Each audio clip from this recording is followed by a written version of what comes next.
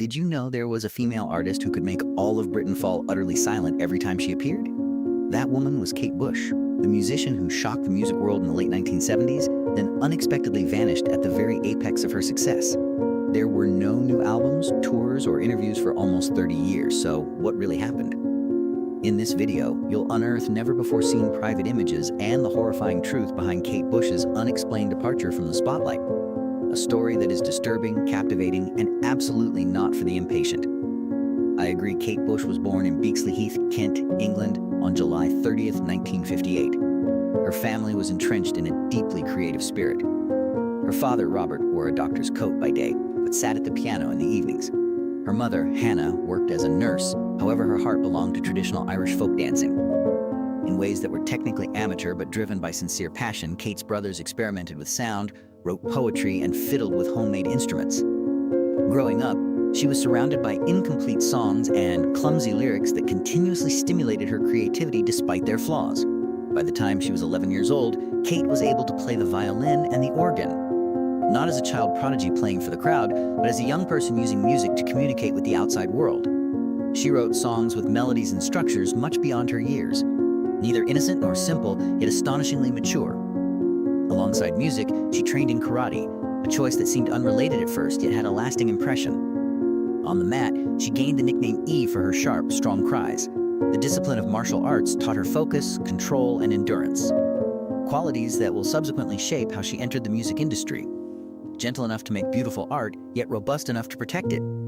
By the age of 15, Kate had recorded around 50 demo recordings. These were not sweet songs suited for teenage radio.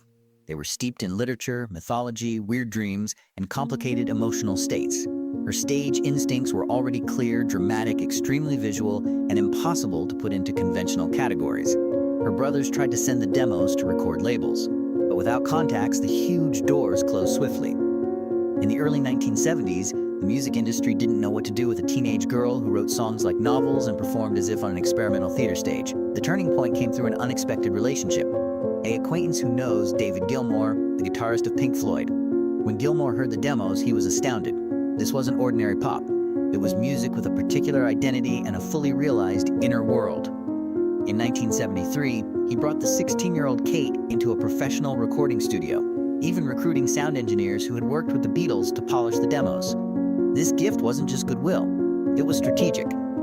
Gilmour realized that Kate needed credibility, a seal of quality before record labels would take her seriously. British music was at a turning point at the time. Punk was only beginning to stir, not yet ready to burst. Progressive rock has gotten bloated and self-satisfied. Record labels were anxious for a fresh wind. Rumors spread that David Gilmour had unearthed an exceptional new talent. Executives lined up, not because they actually understood what Kate was singing, but because they trusted Gilmour's judgment. He suggested that she sign a development and training model contract with EMI Records. Then came a time nobody predicted. When Kate, at 18, sat down at the signing table, she did not rush. She looked the executive straight in the eye and begged for creative autonomy. There was silence in the room. This was the label that had worked with Queen, that had molded the careers of countless great musicians. And yet, here was a teenage girl who had never sold a single song, calmly discussing her artistic approach and self-production. Kate did not raise her voice. She spoke clearly and calmly. She said she did not want to become a pop product molded by individuals who didn't comprehend her concept. If those conditions were not met, she was prepared to go. The initial reaction was skepticism. A few even grinned.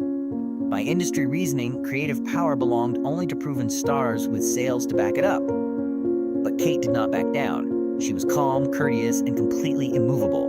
EMI pushed back fiercely. They described how the industry worked. There was no creative control for new artists.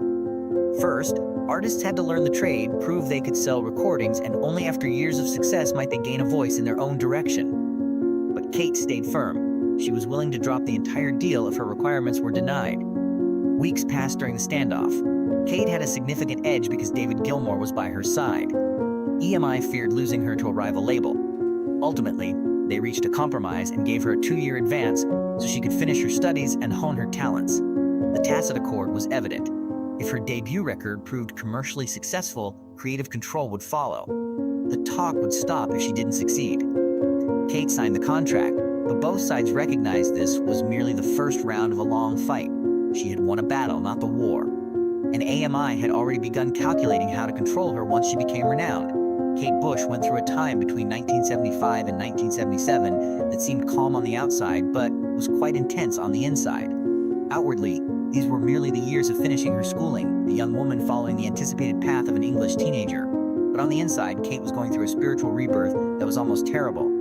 Lindsay Kemp, choreographer, was her first instructor. Kemp did not teach his students how to perform in the normal sense. He had no interest in beautiful motions, good posture, or polished stage grins. What he desired was unadulterated truth. Having worked with David Bowie, Kemp recognized that the stage only fully comes alive when an artist is willing to pay with their own inner existence. For Kate, that price was sometimes excessively high for someone still in her teens. The rehearsals did more than deplete her body. They damaged her psyche. Kemp insisted that Kate reveal personal traumas she had never even mentioned, cry for genuine and hurt for real. There was no safe distance between the part and the real person. He pulled her into dark corners of memory where fear, desire, and vulnerability clashed. For a teenage girl, this wasn't only learning an art form. It was being forced to stare directly into her own shadow. There were days when Kate left the studio absolutely hollowed out, emotionally spent to the point where only tears remained. Her relatives grew worried. They witnessed their daughter's transformation. More withdrawn, more sensitive, more vulnerable. Nevertheless, Kate did not retreat in spite of her anxiety. She realized she wasn't being destroyed by Kemp. He was putting her back together. Gradually, Kate learned something no pop school could ever teach: the theatrical language of sheer emotion. While other vocalists rehearsed choreography, Kate cultivated presence. She discovered how to transform a 3-minute song into a tiny play in which the listener witnessed pleasure, fear, pain, and desire in addition to listening. The boundaries between performance and actuality were no longer visible to viewers, and that ambiguity became her power. The psychological damage, however, was clear. Kemp taught her how to touch the darkness, and once that door was opened, there was no returning to her original innocence. Alongside this tough training, Kate also performed with the K.T. Bush Band in London bars. There she experimented, collided with live audiences, and learned how to hold a room with pure presence, preparing herself for a shock that would soon sweep across the whole music industry. January 1978 arrived and Kate Bush blasted onto the music scene with her debut hit, Wuthering Heights. The impact was fierce and instantaneous. No one had ever picked a Victorian Gothic novel as the framework for a debut pop song.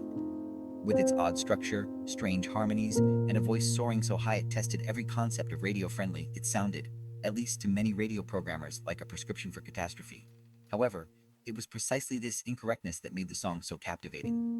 The listener was not flattered by Kate's voice. It went right to the heart. It sounded raw and eerie, as like she wasn't singing to the audience at all, but to a secret inner world. The gatekeepers of the radio panicked.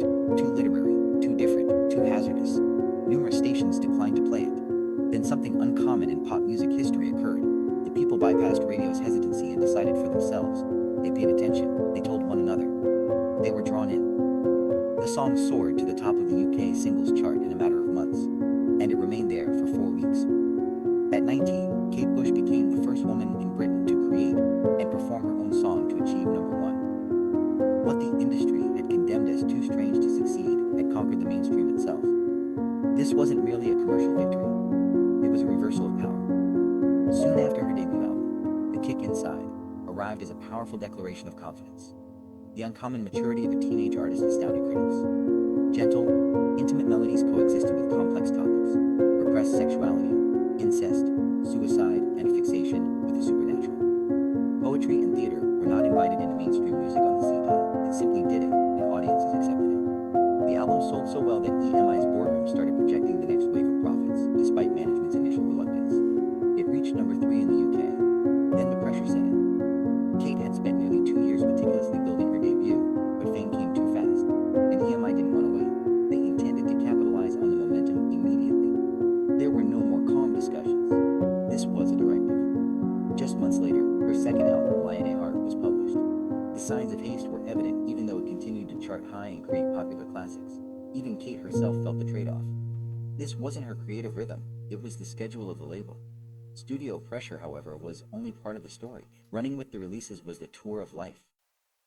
An ambitious concert experience in which Kate strove to bring what she'd learned from theater and dance onto the rock stage. The sets were beautiful, outfits continually changing, dance complicated, emotions pushed to their maximum. On stage, it was overpowering. It was weariness backstage.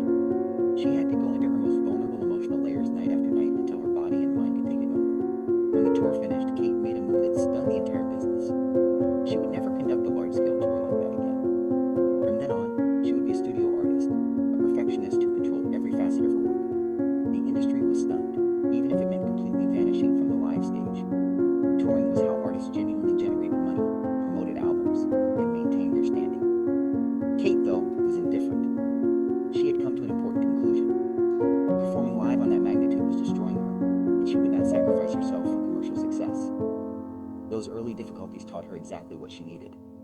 absolute control her struggle for freedom began in the early 1980s. In September 1980, Kate released Never Forever. For the first time, she co-produced an album working alongside John Kelly. She was reclaiming power from the record label. When the album debuted at number 1, it became the first time a female solo artist in the UK had done so.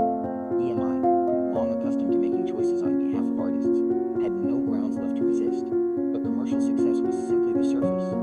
Beneath it was a Kate Bush steadily stepping out of her comfort zone. Dramatic, sensual, theatrical, and unnerving, the solitary babushka exploded.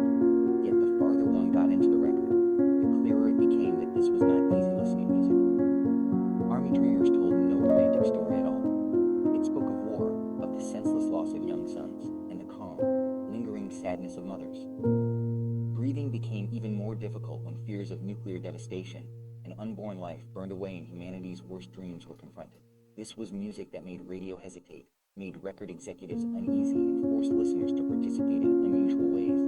Kate Bush used the prominence she had just achieved to do what very few artists dared, place challenging issues at the center of pop music. She refused to be bound to love songs or safe formulas. For her, commercial success was no longer the ultimate goal. If forced to pick, she would choose artistic freedom, even if that option included peril. After Never Forever, Kate began to recede from the spotlight. She appeared less and less in the press, gave fewer interviews, and practically vanished from television. There was no way out of this quiet. It was preparation. Kate spent much of her time in the studio, experimenting with new technologies and delving into the technical aspects of music production. A field that many artists left to engineers rather than composers, while the audience wondered where she had disappeared to. Then she encountered a machine that would shift the trajectory of her career entirely. The Fairlight CMI digital sampler. Seeing it shown only once was enough to enthrall her. Any sound, including footsteps, breaking glass, and human voices, could be sampled by the Fairlight, which could then turn those sounds into instruments by stacking, distorting, and reconstructing them into hitherto unheard of musical landscapes. This was more than simply technology to Kate. It was the future. But that future came at a terrible cost. £30,000, or about £120,000 now. An hefty sum for a device most musicians hardly understood. EMI panicked. To them, it looked like reckless lunacy. Why discard proven old methods? Why risk a whole career on an unproven device that could create music that no one would want to hear? Kate didn't argue. She didn't request authorization. She utilized her own money, bought the Fairlight, and put it in her home studio. Then she disappeared inside it for months. No one heard what she was working on. Not the label. Not producers. Not even her family. She struggled with complicated instructions, strange interfaces, and difficult ideas like digital sampling and sound processing as she taught herself how to program the Fairlight. She seldom slept and worked 16 hours a day in an obsession. For Kate, this wasn't simply about making alternative music, it was an effort to rethink what music could be. Meanwhile, EMI felt more anxious. Money continued to burn, time passed, and nobody could predict if what was developing behind those closed doors would be a masterpiece or the end of one of the most audacious careers in British pop. In 1982, The Dreaming was released. Kate's self-produced debut album. Unlimited creative control, unlimited responsibility, absolute artistic freedom. It sounded like nothing else in British pop at the time. Ferocious rhythms derived from world music, deep layers of sampled sound that sounded confusing, and vocals that might range from whispers to yells inside a single track. The album's themes were just as uncompromising. Kate sung about environmental degradation, criminal folklore, Aboriginal Australian culture, and the dark side of political corruption. The title track was heavy, harsh, even purposefully unfriendly to mainstream ears. Critics were severely split. Some regarded it as a masterwork well ahead of its time. Others regarded it as self-indulgent and disconnected from reality. Radio mostly turned its back. The singles failed to create an effect. The album swiftly disappeared after peaking at number 3 on the UK charts. Commercially, it was an undeniable stumble. For EMI, The Dreaming confirmed their worst suspicions. Kate Bush had gone too far. She had spent a modest sum on equipment, locked herself away in the studio for months, and delivered a record that couldn't be sold. The label imposed pressure, asking her to revert to the accessible music that had given her popularity in the late 1970s. The message was unmistakable. Creative freedom was permitted only if it brought income. The Dreaming did not. The experiment had to terminate as a result. Kate refused.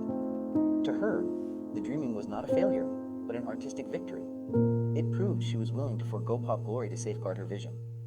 Even if it meant alienating the general public, she embraced the role of a pioneer. The quarrel between artist and label swiftly evolved into a dramatic, highly public showdown. Then Kate did something that stunned the entire business. She disappeared.